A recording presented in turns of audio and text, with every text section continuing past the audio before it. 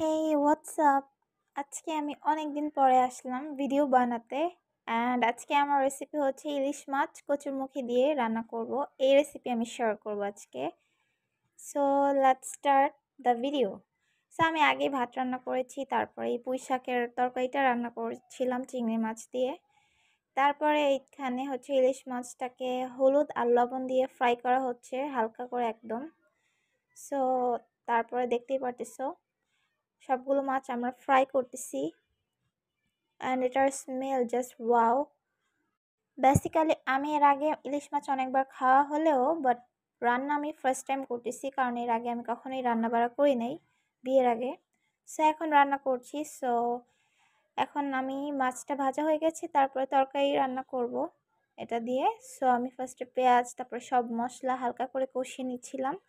আর ইলিশ মাছে মশলা একদম কমই দিতে হয়, না হলে ইলিশ মাছের যে ফ্লেভার সেটা পাওয়া যায় না।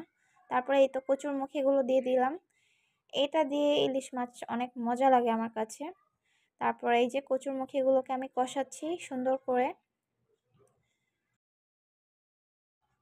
সো আমি হচ্ছে এখানে কচুরমুখীগুলোকে কষায় নিচ্ছি ভালো মতো। দেন এখানে আমি হচ্ছে ঝোল অ্যাড করব, মানে পানি অ্যাড করব 2-3 কাপ। কারণ হচ্ছে এইটার ঝোল অনেক বেশি মজা, ইলিশ মাছের ঝোল খেতেই বেশি মজা লাগে। অ্যান্ড যখন কচুরমুখীটা হাফ সিদ্ধ হয়ে যাবে তখন এখানে আমি ইলিশ মাছগুলো দিয়ে দিব, ভাজা ইলিশ মাছ। আর লাস্টে আমি 3টা কাঁচামরিচ অ্যাড করব, এতে ফ্লেভার অনেক বেশি সুন্দর হবে। আর এখানে আমি হচ্ছে ভাইয়ার লাঞ্চ প্যাক করছিলাম, যেহেতু সে অফিসে নিয়ে যাবে। তো সুন্দর করে সবগুলো দিয়ে আমি প্যাক করে ফেলেছিলাম লাঞ্চ। সো আজকে আমাদের লাঞ্চ এটাই অনেক ইয়ামি। Bye bye.